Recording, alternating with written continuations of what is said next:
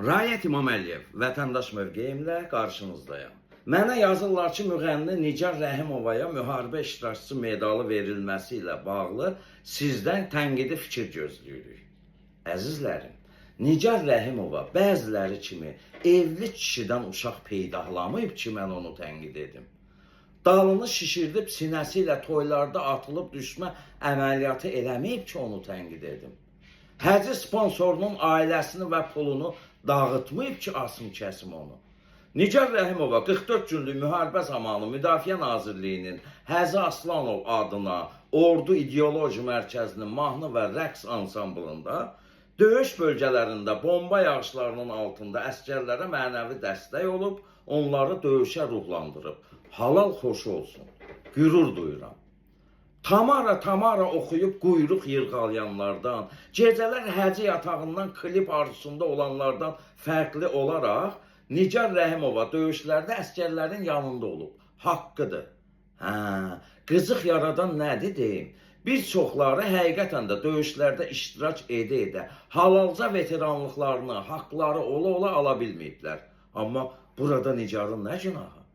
İnanıram ki, haqqı olaraq döyüşlərdə olub veteran ala bilməyənlər sənəd və sübutlarını Müdafiə Nazirliyinə təqdim edərək nə vaxtsa ədalət sayəsində haqlarına qovuşacaqlar. Amma o döyüşlərə gedən mülki şəxslər arasında qəlbi vətən təəssübkeşliyi ilə əsgərlərin yanında olanlar da var idi. Orada şou xətrinə, işğaldan azad olunmuş erməni evlərindən nəsə çırpışdırmaq arzusu ilə gedən mülki şəxslər də var idi. Mənim bir tanışım var, döyüş vaxtı səfərbərliyə çağırıldı. Qaçdı rayonlarına, gördü ki, orada axtarırlar, qayıtdı Bakıya. Elə təzəcə bunu tutub döyüş bölgəsinə aparmışdılar ki, müharibə bitdi. Adam təzəcə əsgər paltarı geyinib, heç remenini bağlamamışdı müharibə bitəndə. İndi müharibə veteranı alıb, yatanla da əsgər paltarlarını əynindən çıxartmır. Toylara da əsgər paltarında gedir. Yalandan biraz da axsıyır və bezdirmədiyi qurum qalmayıb. Adam da var elə məhbəxt naryadında 2 gün olub indi veterandır.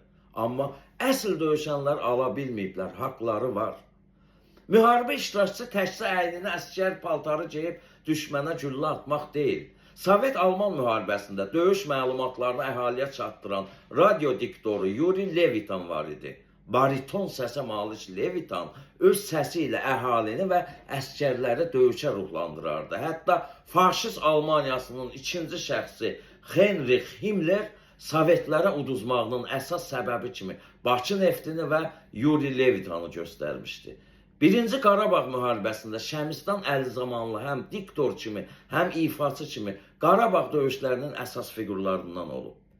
Bir də ki, ayaqlarının arasına kimi, sinələrinin uzlarına kimi efirlərdə özlərini nümayiş etdirən xalq artistlərinin yanında güllə yağışları arasında əsgərlərimizə mənəvi dəstək verən Nigar xanımın veteranlığı bizi niyə narahat etməlidir ki?